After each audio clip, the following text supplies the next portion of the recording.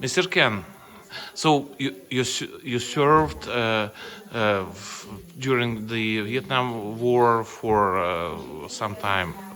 Is it right? Right? Correct. Uh-huh. And you you already told me it was not fun. On a small farm, right? And Mr. Ken, can you uh, tell me that story when you were dropped out from the helicopter with your rifle and radio station into the swamp, and and That's right. what happened again? And by the way, what kind of rifle was that? M16. M16, the first model, right? That was a new military weapon. It was a it was a, yeah, Yeah, okay. it was a lot shorter and lighter. Ken, why Then don't you tell them a little bit about when you loaned your M16 to the major that you made buddies with and went out into the field with them as a radio operator? Well, I'm just, I don't know if he wants to hear that or not. no, I want that's interesting. That's where you earned your Purple Arc. I think you'd be very interested in hearing that story, if you don't mind sharing it. Maybe you should tell it. You're probably better than I am. No, you know it well. You know, You went out, you got stuck in the muck. Okay, That's- I went out with the U.S. Army, okay, and they flew a lot of helicopters. And one day, I'm out with them because I was a radio operator, yeah, I know. aerogram radio, and you carried this big pack on your back with a radio on it and stuff like that. And one day, I went out with them, and we were stationed with the Army guys. We were only 3 Air Force guys. So you were not an army guy. You were some separate. Well, I was Air Force, but there was okay. only 3 of us.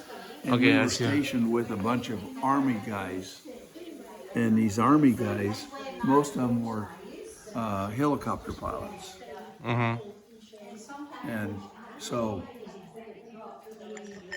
every once in a while they would come to me and say, look, can you go with me on a mission? The Army would On a mission for what? go out and check things out and see what's going on around the sector or the county or whatever you Okay, want to call it. but didn't they have their own radio guys or what? They did, but sometimes they didn't have enough Oh, for all okay, the helicopters. And so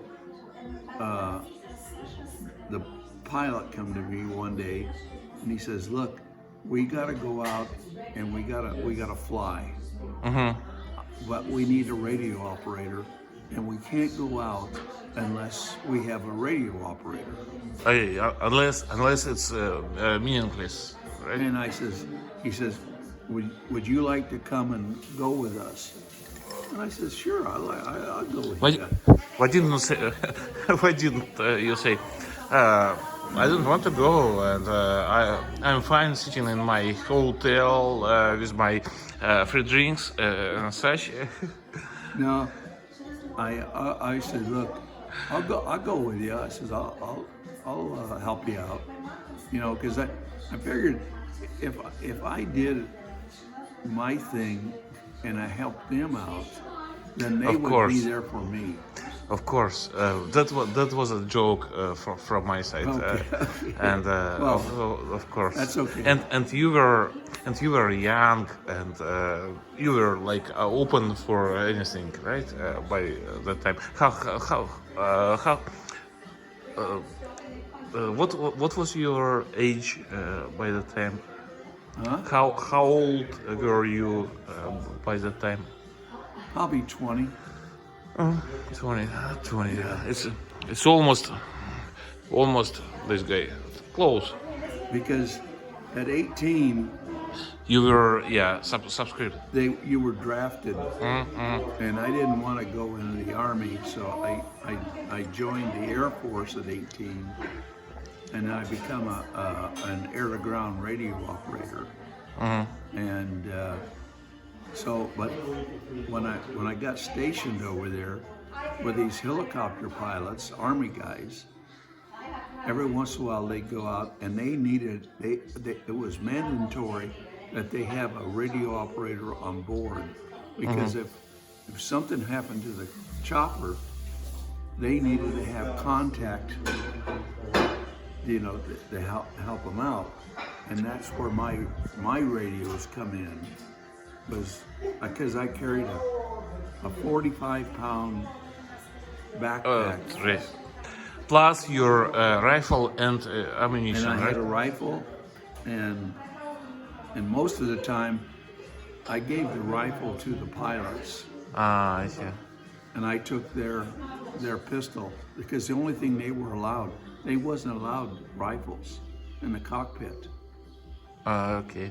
Now, all I could carry was their pistol. So, because I had an M16 rifle, and they would say, okay, if you want to come with me, in the helicopter, and I said, okay, I will. And I would tell them, I said, well, here's my rifle. You take my rifle, give me your pistol. Because if we go down, you're a hell of a lot smarter than I am, and because you're trained better than I am. So you handle the rifle, And can you tell about that experience when you were dropped with your radio and the rifle into the swamp? And when you were dropped from the helicopter with your radio into the swamp. Well, How helicopter- come? First of all, how come did that happen? well, the radios that we carried on my back, Yeah. I had a big radio on that you strap on, and Yeah. you had two battery packs with it. So if you went down, you had plenty of power to call for help or whatever. Okay, I see. So and the day that it happened is I was out with the Army guys, and they said, hey, we just been hit, and we got They hit your I hit the chopper. chopper. The Okay, helicopter. okay. Now I remember the story. And the like the chief, the pilot? captain said, guys, get out of here as fast as you. Exactly. It's fucking. I completely forgot the start Yeah. of that story. Yeah, Yes. he radioed, because we had earphones on for the stuff, and he says, we're going down, so when we land, get out of the chopper, because it was showing fire or whatever. So it will explode. Yeah, it could be explosive. And so, but when we landed in a rice paddy that was 2.5 feet of water. It was freaking that deep. Did the copter's crew survive or Oh not? yeah, we all survived. Your source. But once they got out of the chopper, the only communication they had was me and You. my radio. Okay, okay. What if you put it in the water? Will it be damaged or? Well, it's high on your back. Okay. So Okay, I I was see. I probably see. waist deep in water, I see. but it didn't get wet. And what I was able to do was do the emergency calls that we were trained to do. You know, Americans down, Americans down. Approximately, American style. yeah, Americans down was the call, Okay. Okay. and approximately so many miles from the city, and so that's what I start doing right away. I mean, I got on there. I got Americans down. 3 of us are down. We need help because who in the hell ever shot us down was still hanging around there. You know what I mean? Yeah. Yeah. Yeah. Yeah. You Yeah. know, Yeah. That's. you know. So, and Did then, did help come or oh hell yeah, how yeah? oh hell yeah. Like in form of another choppers or? Well, there was choppers, what they call gunships. Oh, I see. It's, The helicopters, but they got all kinds of weapons on them. That's all they carry. yeah. And Yeah. then up above is you got the big jets that's got bombs and stuff like that. Okay. So when you call in like that, they all came. So and they eventually saved you from the situation. Well, they saved me and saved the crew. But once we went down, the guys that shot us down, we killed most of them. How did you find them? You s- you said you I mean your team killed those bad guys. How did you find those guys? Well, normally,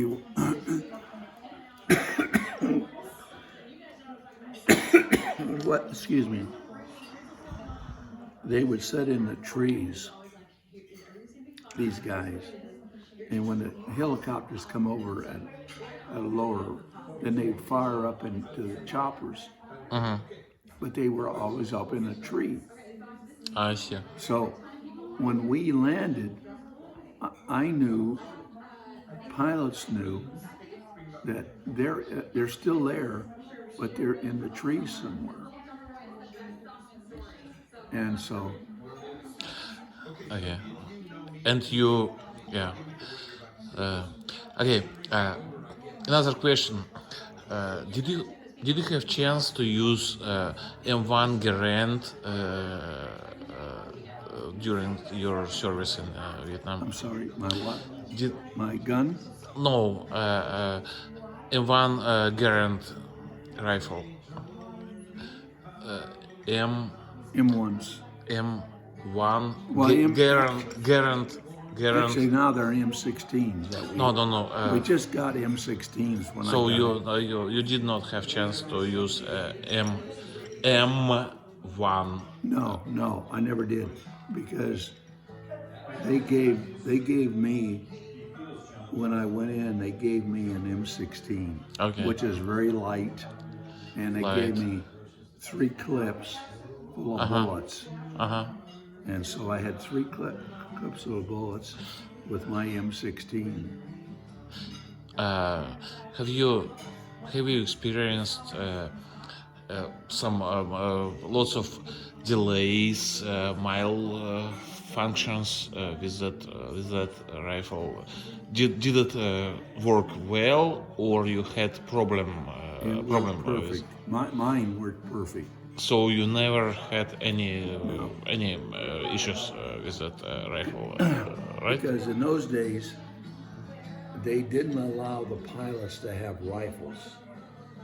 All they could carry was a pistol. So when we went down, I gave the pilot my M16. I says, you're more experienced at this. In the event that we go down, I need you to take my M16,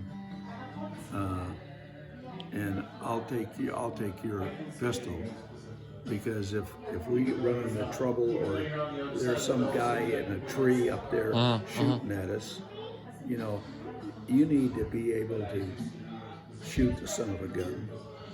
And so that's what I did. I gave the pilot my M16. I took his pistol, and then we got. And the thing was, the water was this deep. By the way, Mr. Ken, I do have one of those pistols. It's 1911 Army issue in 1944. M1s. And I do have M1 Garand Okay. as well. Yeah. Yeah. Well, they did, see, the Army, it wasn't an Army, I was Air Force. I see. And they gave me an M16, which was the latest rifle out at that time. I know, and I heard that there. They gave me 3 yeah, rounds, okay. 3 clips of bullets for it, and gave me an M16. The Army guys still had the old M1s, you know. So Heavy son of a since gun. you were in a more advanced military branch, like you were in Air Force, they gave your M16s first, and Army guys did not have. M1s. The heavy ones. Oh, I see. Yeah, they gave the Air Force guys me. Yeah. And I'm not a guy that goes out and does that kind of crap. I just was out with the helicopter guys that day. You know what I mean? And then we happened to get shot down, and here I'm the only one that's got a damn good rifle, which is the M16. But your main tool is a radio, right? Yeah, that was my thing. I carried my back. And, Okay, Mr. Ken, cheers. Sir.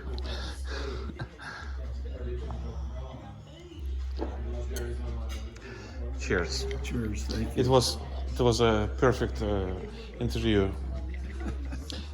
Will you mind to join us? No, go ahead. Go ahead. Because the guys. Go enjoy You yourself. got here. Huh? You're good here. You're fine here, and never mind. Well, it was nice chatting with you, and I enjoyed the fact that I was able to